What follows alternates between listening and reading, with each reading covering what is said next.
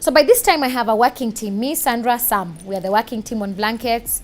We've gotten our rhythm. We've moved from Tayana. We've moved to Hillcrest. Okay, let's talk about that move. We moved in 2010. What brought about that move? The 600 guys. 600 guys. We're like, hey, we've grown. Yeah, let's move.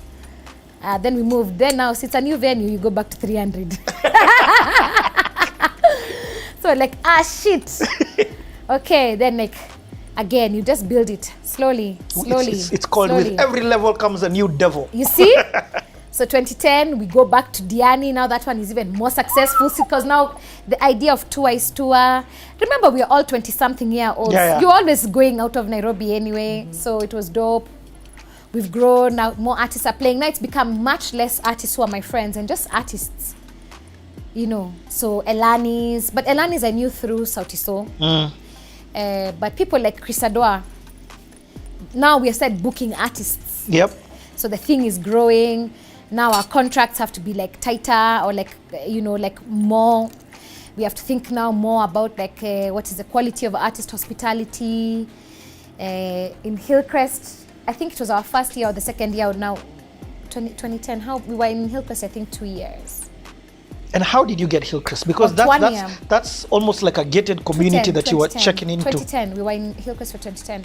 So Tiki Mason, who was then the marketing manager of the school, liked the idea of being able to utilize the field one Sunday to do something that was cultural, that was positive for the creative community, and that there was no loss for them to allow for the thing to happen. Okay. But I think that way generally Hillcrest, there are some cool some things that they don't see themselves as a venue, but she made it feel like because the music, the community, she had come herself, she'd experienced it, and she's like, yeah, this is a cool thing to do. We have the field. And she really thought that it would be interesting if we could find a way to build in, that was her real thing, to build in the Form 5s and 6 music. Though she's like, there's talent, there's like a school band, it would be dope if we started to give these artists like some professional environment. So we're like, yeah, of course, for us that was something that's always going to be something we want to do, to help young artists get in always. I get. So we were at Hillcrest and it worked. Now Hillcrest had more facilities and it just kept growing and growing and growing and growing. This is now 2010. 2010. No capital, just now by ourselves. Growing. So when we started again in February of 2010, we thought that now we would have the money. When people went back to 3 Sock, we were like, okay, just relax. Just relax, please, okay? Come sorry. People gave you a favor. Please don't be that guy. Every killer siku ni favor. Just wait a bit. So we built it up again. Built it up. So that now is happening parallel to me trying to be a musician, trying to figure it out. From a musician's perspective, I've heard you mention as a single Mikono Kwenye Hewa. Yeah. Anything else? So then we didn't push any other single from that project. What? And that project had like how many songs? So then, any dope thing that you want to talk about in that project? So many things. Okay, let's just talk about that project a bit. So the human condition for me, it's a time in life where, so first this idea of co-creation with my homies, and also trying something that I hadn't done before. Now, when I listen to it, I still love it. I'm like, okay, I can understand why some of it wouldn't have worked for everywhere, but like, can I tell you, Masiaro did support some of the rock songs, like Saidia got played quite a bit on the rock station, on the rock show on Capitol, so that was dope. Broken hearts from broken love that was meant to fill the half-empty part of the glass. Passing on down Main Street, dimming eyes, jaded smiles, fading halos hanging over broken winged angels. Passing on down Main Street, and the loneliness from her brokenness fills her heart with a fear that binds her wings. If she closed her eyes, she could be the wind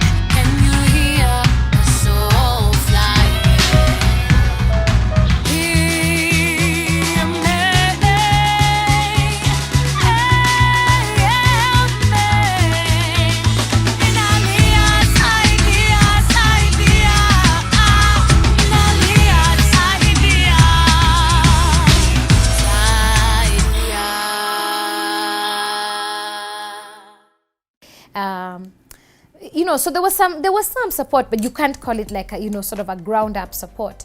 So the thing that I often wonder is, if I wasn't doing blankets, if I only had the problem of artists to solve, I probably would have put out a lot more singles. And this is where I wonder then, if Kenya had the supporting infrastructure, somebody would have been on top of that thing to be like, our artist's day job is dope. We want her to continue to do this thing of developing a platform, because this is going to be very valuable for us, and for our artists, for continuity of like career. That's a dope idea. But now we need to get the music side balanced out for the artist. That's the thing that Kenya didn't have. There wasn't enough resource to go around. And I often think that Sauti Sol and Just a Band got as far as they did because Sauti Sol were already 4. So when you add Ninka, they've now become 5. So 5 people can definitely split the job easier than one person, i.e. me. So the only thing I could split is, how does the show work? So then I had Dilly and Sage. Yeah. But even as we were doing that, we knew there was a thing called Band Doctor. We'd already interacted with that concept, that there's people who can come and who can help you like arrange, like just edit out this your thought, like when you're doing like Half-Life. So it didn't have to be so like starting from zero. We didn't have that. So we were trying to figure all of that stuff out a couple of hours every night when I leave my day job called Blankets. Blinky has spent his whole day figuring out a piece of equipment. Yep. Me and Blinky are not at the same place. Do you get it? 100%. So I often feel the thing that I have been able to why I came to, at the point at which I came into balance with myself and balance with my life and acceptance of my life, is there are no regrets about the way things happened. I can now just see clearer how to do it better going forward. Yeah, going forward for me and for others. So I'm not mad at it, and when I look back, I wouldn't have done anything differently. If we went back to 2010, I wouldn't have done anything differently. I wouldn't have stopped growing blankets. True. To spend more time in rehearsal. I just tried to balance both with the time that I had. Won't you put your money on me? Won't you bet your money on me? Won't you place your money on 3? Won't you put your money on me? Won't you bet your money on me? Won't you place your money on Muthoni? Ooh, why do we always round it off? Why do we do the closest stare at some more point of degree? Oh, why don't we explore? Why do we assume that we know everything there is to know? Why do we gotta live your, gotta live your, gotta live your, gotta live your, gotta live your? Won't you put your money on me? Won't you bet your money on me? Won't you place your money on 3? Have some fun and faith, I'll surprise you. Won't you put your money on me? Won't you bet your money on me? Won't you place your money on 3? Have some fun and faith, I'll surprise you. Won't you put your money on me? Won't you bet your money on me? Won't you place your money on me? I'm telling you, this is this like, it's amazing. So now we're in Hillcrest, we grow. At the end of that year, Tiki's like, there was a law that was passed about the Tobacco Act, smoking, schools, alcohol. She's like, this thing is very grey, and our school is owned by a political family. So this can be an easy way that we will be attacked. So just wait, when this law stabilizes, You'll be back. we can figure it out. So it's like, no, but where do we go? Just We down can the go road. back to Tayana, so we went to Mamba Village. So we went to Because Mamba at Village. this time, let me say your numbers are back up to that 600. And more, and now more. Now, even now, more. yeah. By By the the time time you're we're ending, exiting, yeah, now by we the are like at 800, So there's no way you can 900, go back to- 1,100. Yeah, we've grown. So we can't go back to Tayana. So we Yep. need a big field. So we went to Mamba Village. We agreed on the terms. So we moved to Mamba. So when we moved to Mamba, we didn't have, like, the number dropped down to like maybe 700, but it built up rather quickly. Yeah. We didn't have now there wasn't a big, and also now more and more people know about it.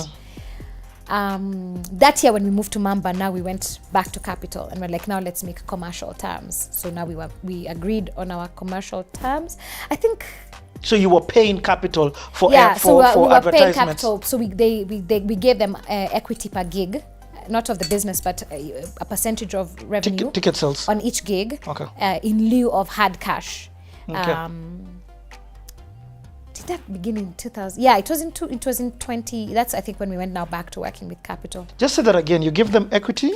So you see, in a gig, you have multiple places. Ticketing is one place where you can get revenue. Yes. So you can decide whether I'll give you ticketing, whether I'll give you a split on my overall revenue. It's up to you to negotiate your terms. Yeah. So we negotiated terms with Capital. Okay.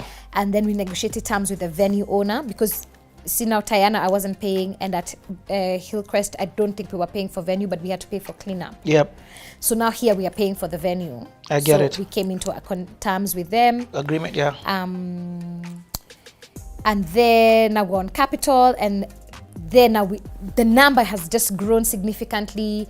A lot of young CEOs were coming, or not even CEOs. Let me say, young people who work in companies like at versions of decision making. Yep. So they know, so they're like, yo, I think our company should provide security. So then like that, somebody who's been coming, everything we got was from people who used to attend.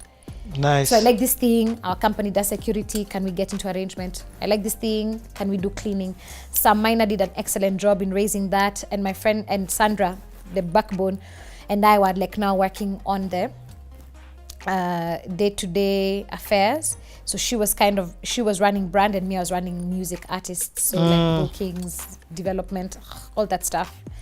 So we're just growing. Big question. At this time, from an artist perspective, have you brought anybody from out of... So that's the first year. When we moved to Mamba is when we brought... so I mean, we had from... Mzungu Kichwa is from Tanzania. Okay. So when we were in Diani, we had brought some artists from Tanzania. And you're handling but we hadn't accommodation, yet done, yes. Nini, all of this other thing. So you already felt that kind of... Yes, sir. We done that from the beginning. Okay.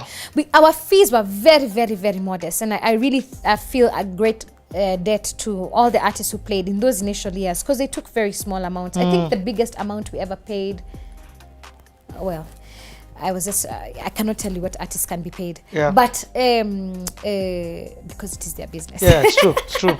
But as we grew, so was our ability to pay like better fees. But we always did the things. There was always fees. There was always hospitality. There was always a sound check. There was always advertising for you specifically, the things that we... Yeah. And I will say that...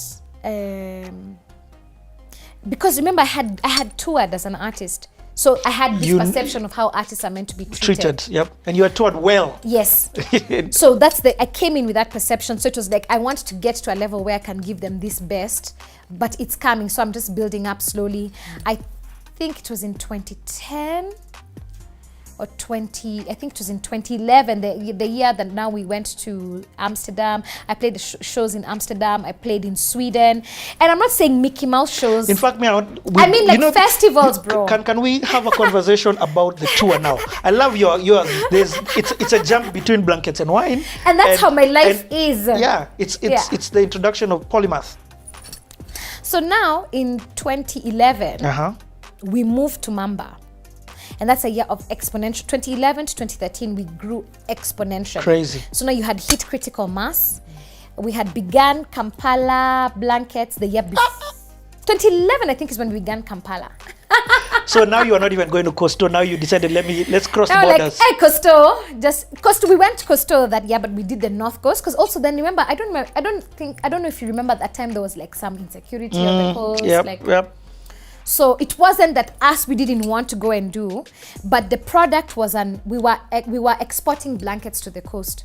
So it required for our audience to already be at the coast for us to bring the gig. Otherwise, it wouldn't be financially You're just taking the gig viable. where they are. You take the gig to where the audience is. You don't manufacture an audience. So we did love Coast. It just, our audience wasn't going because of the insecurity. And we're like, anyway, this thing is meant to have an Africa growth plan. So let's go check out UG. Marcus Quickriza is the one who took us to, Marcus is like, yeah, I'm going to help you meet some people. And Marcus is at Capital. Marcus is at Capital. So that's how we knew each other, I guess, from going to Capital or him coming to Blankets or Gaetano. How the hell? But when we went initially, Akina Marcus showed us around. So we met a bunch of people. We saw a bunch of venues. We weren't very convinced with things, but we saw Ugandan socialization and what is fun, and we're like, hey, okay, here we're gonna have to come correct. But there's an opportunity. So we scouted Uganda, we scouted Tanzania. That was in 2010. We went to Dar. We checked to see what the vibes could be culturally, like to what degree would Islam interfere because of the name Blankets and Wine, or what do people perceive as fun? Actually, what do Tanzanians perceive as fun, or young Tanzanians like us? It's on the Dar es Salaam is beach. It's very, very hot. How would this work? So we scouted. Now 2011 is when we're like, yo, through a friend got married at my friend's wedding. He's like, yo, this is my boy Biaru. You should meet my friend Biaru. Yeah, Biaru does this. He runs House of DJs. He's a cool guy. He wants to do blankets in Uganda. So I looked at this guy called Biaru. I was like, let's see. I don't know. You know what I mean? I don't know, yeah. I'm like, I don't know, but my friend has vouched for you. And I told you, I'm in the habit of taking my friends' advice. Like, my friends have like some pretty solid advice. So then we spoke some more with Biaru. He told me what he does. He's a telco guy, but his passion is like music. So I was like, oh, a fellow polymath. Like, he has this thing that he truly loves, which is, you know, IT, but he also really loves this music thing. And he sees that there's an opportunity to develop Uganda. And it's like, there's so much dope stuff. People are ready for like a different idea. I'm in my company, HOD. I'm with Shanice. So remember Shanice? Yeah. I'm like, from radio. I'm like, yeah, I like Shanice. And I'm with Tendo and Gaetano, our brothers. So I was like, okay, cool.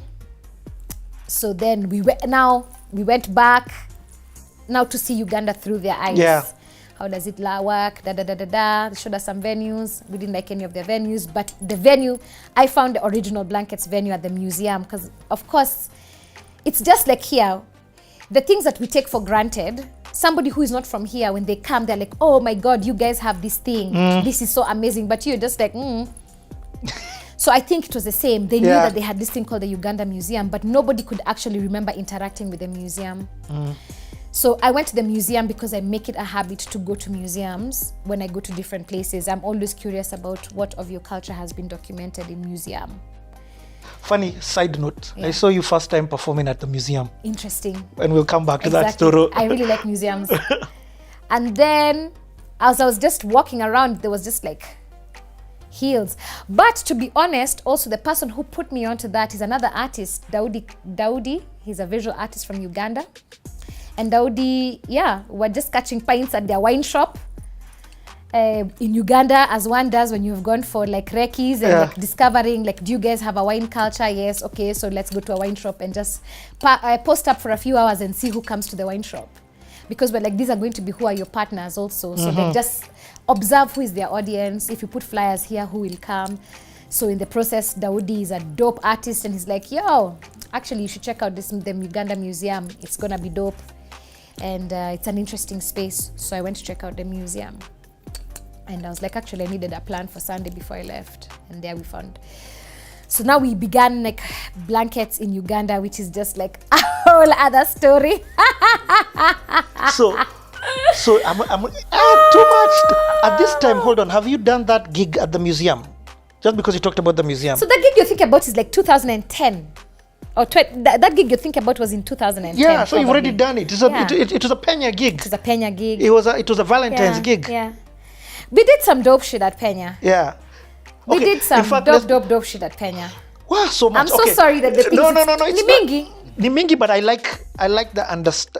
You're explaining what a polymath is. Yeah. A polymath is not just one tract minded.